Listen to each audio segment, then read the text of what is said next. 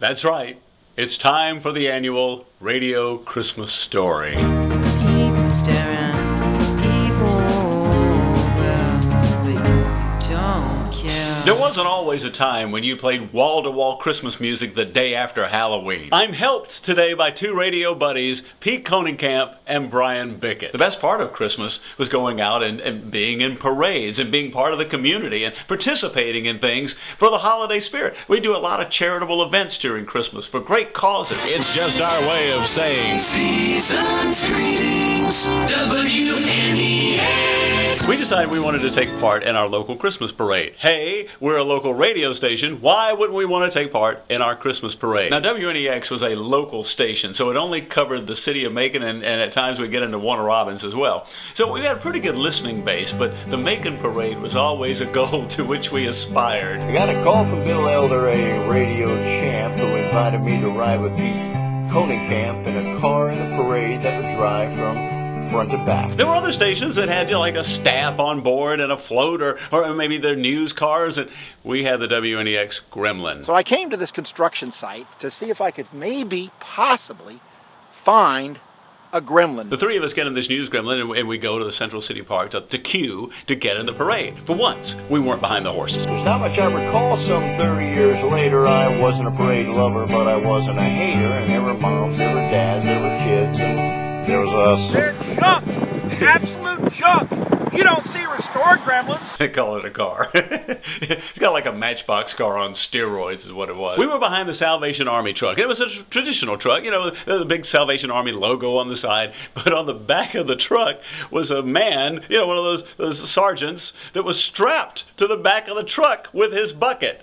That's right, the bucket and the man were both strapped to the back of his legs were strapped to the back of the truck. I even put my neighbor's dog on the search. At some point, you know, we said, well, maybe we could do like the Shriners and, you know, we'll stop the gremlin, get out, run around 3 times, get back in and keep going. I thought, hey, why don't we drive the gremlin backwards through the parade?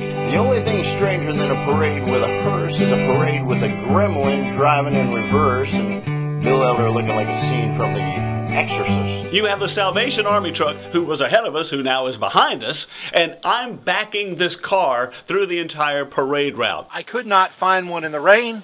I could not find one on this train. Here we are, we're backing through the parade route, and every time that the gremlin would get too close to the Salvation Army guy, he'd start ringing his bell a little faster. He was strapped to the back of that truck, and every time the gremlin got close to him, he would start ringing that bell furiously. When you showed up in a wreck or an accident or a big news story in a news gremlin, they knew you were serious. As we're going backwards, people are yelling and screaming at it. Do you know you're going backwards? Well, of course we don't know we're going backwards. We're in radio. We have no cognitive skill. You see, Bill's head had to be turned around to keep that gremlin from running aground and listening to Alice Cooper as the car took you down. I bought a disposable camera, so I was taking pictures of people as we would pass. Now, this is the only one that I could find, but I swear, this was taken from the gremlin during the parade of people not only laughing, but pointing and telling us, do you know you're going backwards? But the Salvation Army guy was ringing his bell whenever Exorcist Bill got close as hell, and we just laughed and jeered because it was funny.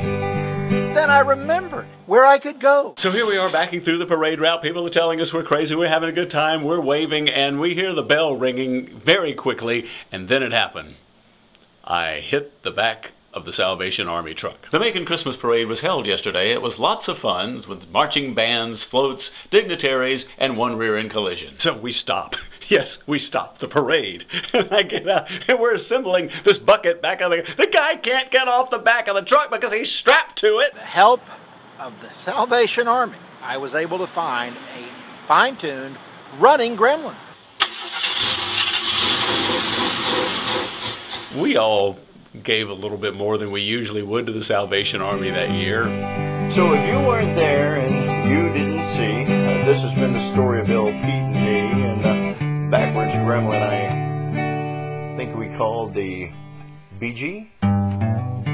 As we're putting the kettle back on the tripod, trying to make everything right for this guy strapped to the back of this thing, I happen to make mention that, you know, How can you be a sergeant if you don't have a gun? Is it officially a rear-end collision if your rear end hits their rear end? Season's greetings to you from WA.